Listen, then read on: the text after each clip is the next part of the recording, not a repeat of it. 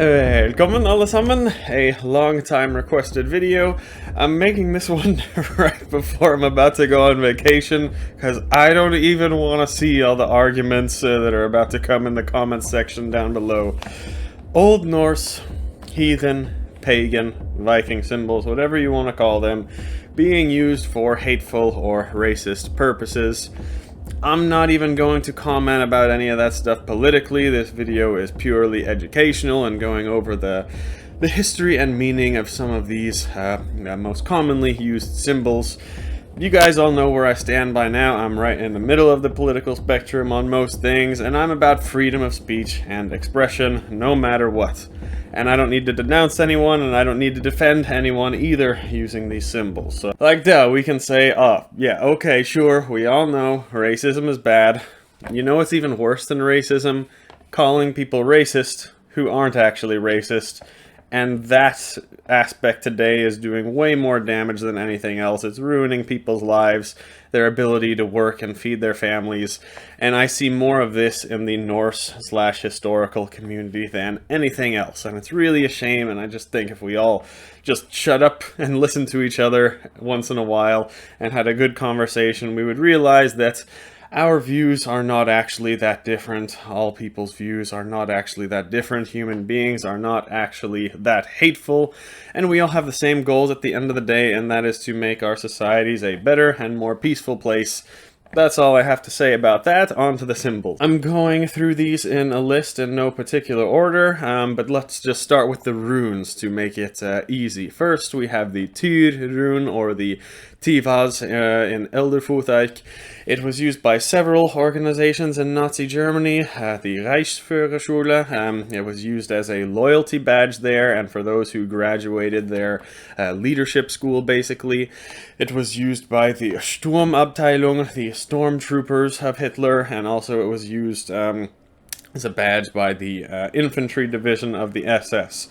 But you all know the original meaning of this rune. It comes from almost 2,000 years before, probably even older if we really go back, but it's a rune representing the god Tyr. And this is one of the few runes that we know very, very clearly what it represents from the various rune poems like you see here. Why it was originally used? We are not sure, but the oldest runic inscriptions, and even the Eddic poem, Sigurdrifumal, in the Poetic Edda, the Tyr Rune appears to help bring victory in battle. Makes sense that this was used by the warring divisions of Nazi Germany, and this rune, of course, used in recent years by the Norwegian ski team on their Olympic sweaters, but of course a bunch of people get pissy about that, and they cancelled it.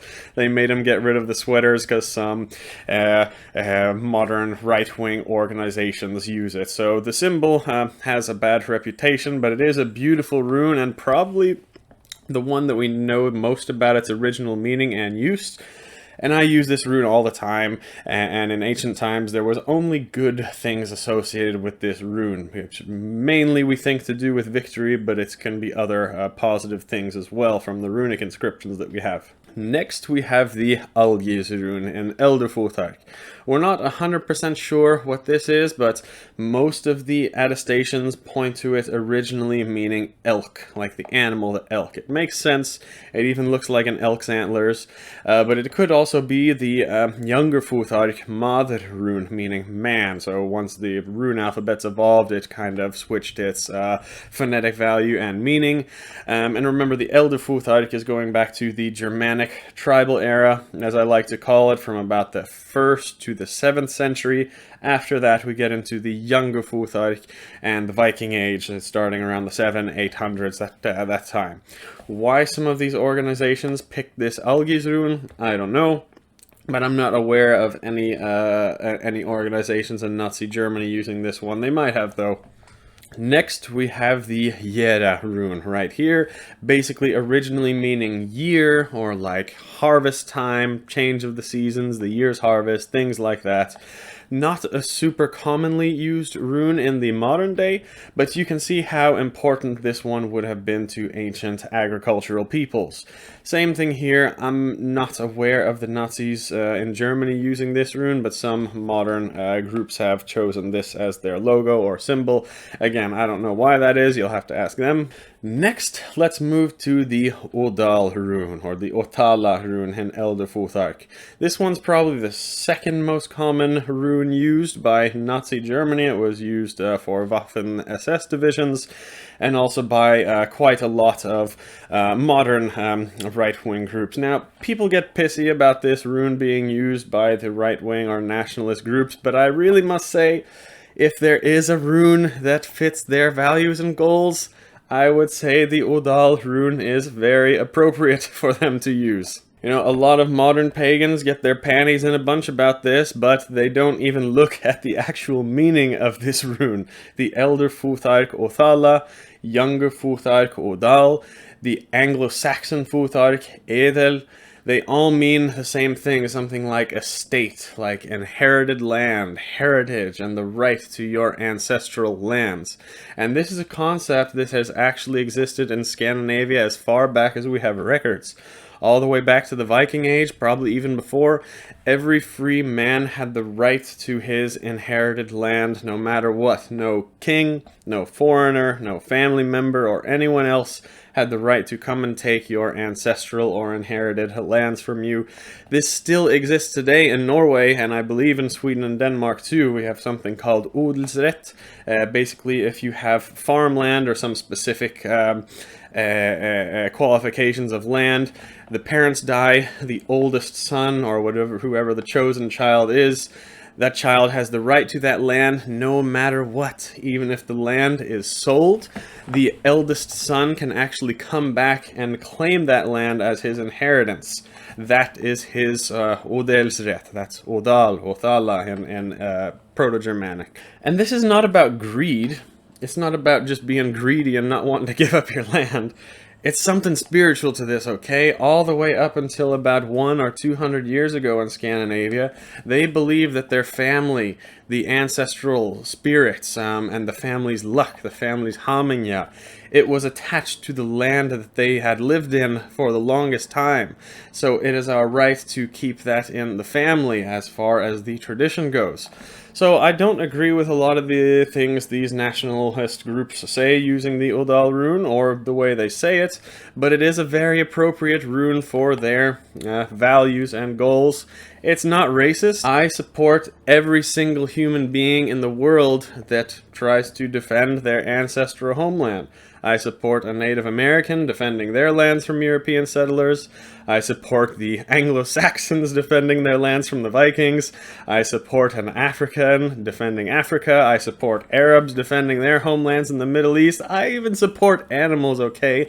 A panda bear has the right to bite your ass if you come into its jungle and try to take his bamboo, okay? I support a bee trying to sting you when you come up and steal its honey. Every living creature has the right to defend their homelands, their ancestral lands, what is theirs.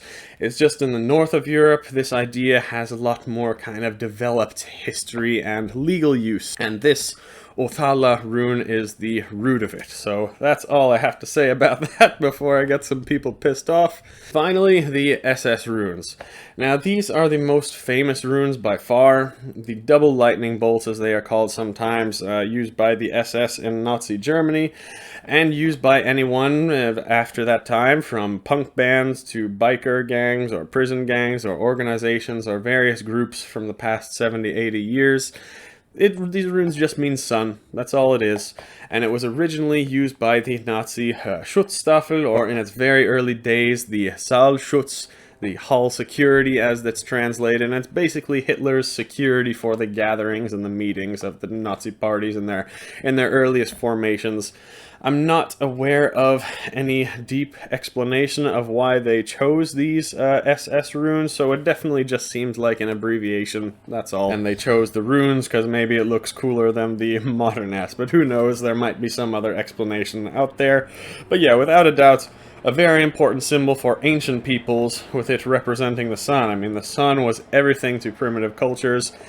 especially in the cold, harsh north of Europe.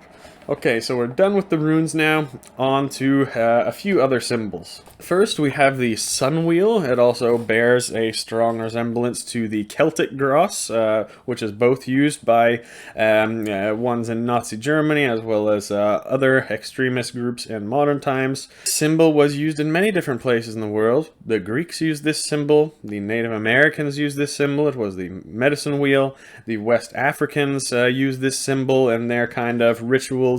And of course we find this in some of the oldest rock carvings in Scandinavia. We don't know 100% what the original meaning of it was and what its use was in the earliest times. We don't even know the name actually. The sun wheel is just what we have developed to call it today. But of course it probably had a connection to the sun, chariots, the life cycle, and all of that. I did a whole long video about that you can all watch if you like here. Next, the Sonnenkreuz, or the Black Sun as it's called sometimes, used by some modern extremist groups. It's actually not an old symbol at all. A lot of people are claiming that it goes back to the Viking Age, but the first records we ever have of it is it was used in a castle in Nazi Germany that was remodeled and developed by Heinrich Himmler.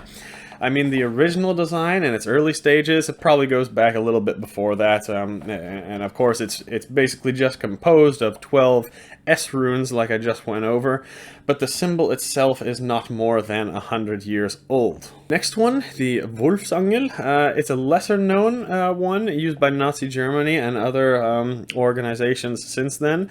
It looks very runic and it looks like an Old Norse symbol, but it's not. We actually don't have any rune inscriptions of it from the time. What it is, however, is a hunting tool. It was basically a wolf trap, kind of acting like a fishhook for a wolf. But the use of these does actually go back to the 700s at least, and these have been found all over northern Europe. So it is definitely a very old design, but not an old symbol. It was basically a hunting tool. Next, the swastika, the most famous of all. Now, I want everyone to get that idea out of their heads. Some of you may know already, but I mean, most people think that the Nazis just appropriated this from the East. A lot of people think that the Germans of the time stole it from the Buddhist symbol, and this is absolutely not true. The swastika is perhaps the most common symbol on all the archaeological finds and runic inscriptions from the Viking Age and before. We find dozens, if not hundreds, of swastikas on all types of various runic inscriptions. Most of them have to do with protection or health or even hollowing a sacred space. That's in Scandinavia. But we find this symbol everywhere. The Celts, the Slavs, the Buddhists, the Japanese, the Hindus, going back thousands of years. So this is not really a Nazi symbol or a Buddhist symbol. It's an Indo-European symbol, probably originating from 6, 7, 8,000 years ago when the Indo-European people were all one. So the Nazis did not appropriate this symbol from Buddhism. They were very well aware that the swastika was used by their ancestors in the north of Europe. They were very well versed actually in the archaeology and inscriptions, especially the highest ranking officials in the Nazi party. They were really big history buffs, and they really studied these things, and they had good friends. As a matter of fact, you can say what you like about the historians and scholars and archaeologists linked to the Nazi party in the early 1900s, but they did some of the best research ever about runes, symbols, archaeology, and history in general. I definitely don't agree with all the things they wrote in their historical books or even their interpretations about the runic inscriptions, but there is some great information in those books. I may even link some of those books below if people promise not to get too butthurt about it. Just because I recommend people's books, guys, it doesn't mean I agree with them, or it doesn't even mean I agree with all parts of their books. Reading a book is simply a quest for knowledge and different ideas. That's all. So anyway, there's a lot of clues as to what the swastika originally meant, but it's way too long. I'll have to do another full video on that, but like I said, it has to do with protection, hollowing, sacred spaces, it seems like. But there is some evidence that there was actually an early connection with the swastika and Thors Hammer. And that brings us to our final symbol. Mjolnir. You all know this one. It's the cross of our religion, the most common symbol that you will see in tattoos or necklaces, like these beautiful ones that I sell on my online shop, based on the archaeological finds made in Scandinavia as always. And the symbol was used in Nazi Germany on some rare occasions, and even more common by extremist groups in the past decades since then. But this is a symbol used by everybody today. Maybe 20, 30 years ago, people would look at this symbol and link it to racism, but today everyone wears it. I've seen all manner of creatures wearing this symbol, and none of them know its original meaning. We have some very, very convincing clues and interpretations as to what Mjolnir originally meant back in the Viking Age. But again, that's way too long a video, and I have done 2 videos on this already, so you can check those out. They will be in the links in the description below, but that's all for today. I think I covered all the symbols here. Did I miss any? Have you seen any Norse symbols being used for other purposes than what I spoke about here? Let us know below. Do you have any interpretations of what they originally meant? Write them down below in the comments. That's why I make these videos, so we can all share ideas and discover the lost beliefs of our ancestors. But that's all I have to say for today. Vi ses nästa gång.